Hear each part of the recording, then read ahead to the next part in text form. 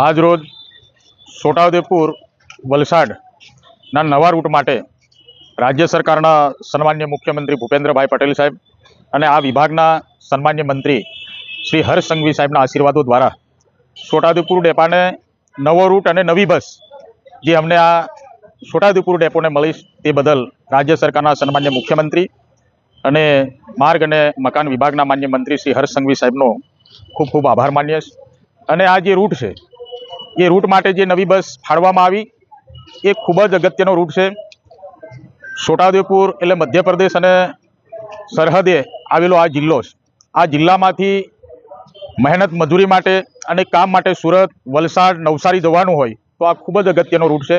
એટલે આ રૂટનું આજે અમે અહીંયાના અમારા ડેપો મેનેજરશ્રી અને સ્ટાફ સહિત અમે આ બસને લીલી ઝંડી આપીને ચાલુ કરીશ અને અમને પણ ખૂબ આનંદ છે, પ્રજાને ખૂબ આનંદ છે।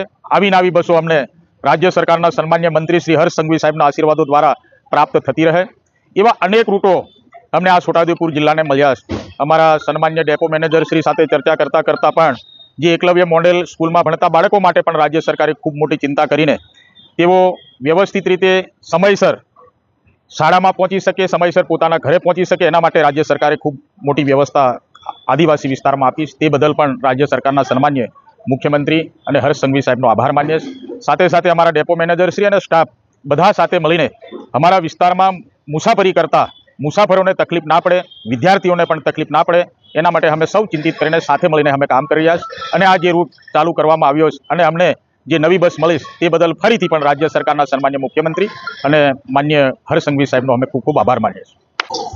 છોટાઉદેપુર ડેપો મેનેજર છોટાઉદેપુર આજ રોજ રાજ્ય સરકાર તરફથી છોટાઉદેપુર ડેપોમાં બહોળા વિભાગના છોટાઉદેપુર ડેપોમાં એક નવીન બસનું ફાળવણી કરી છે। એ છોટાઉદેપુર વલસાડ રૂટ ઉપર આપી છે। હવે આવનાર સમયમાં પણ હજી ઘણી નવી બસો આવવાની છે।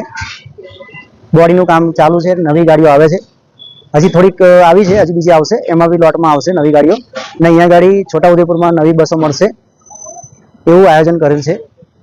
હવે રાજ્ય સરકાર તરફથી અમને બસો તો મળી છે, હવે થોડા ઘણા અમને થોડો સ્ટાફનો બી પ્રોબ્લેમ છે તો થોડોક એવું મને સહકાર મળી રહે એવી અમે આશા વ્યક્ત કરીએ છીએ। અને અમારા માન્ય ધારાસભ્ય તરફથી પણ એક સૂચના કે એક અમારું એક જરૂરિયાત જે છે સ્ટાફની એ અમારા સરકાર સુધી પહોંચાડે ને અમારું સંચાલન વધારે પડતું ને સારી રીતે કરી શકીએ એના માટે અમારા તરફથી એક રજૂઆત મૂકે સરકાર તરફ એવી અમારી ઈચ્છા છે।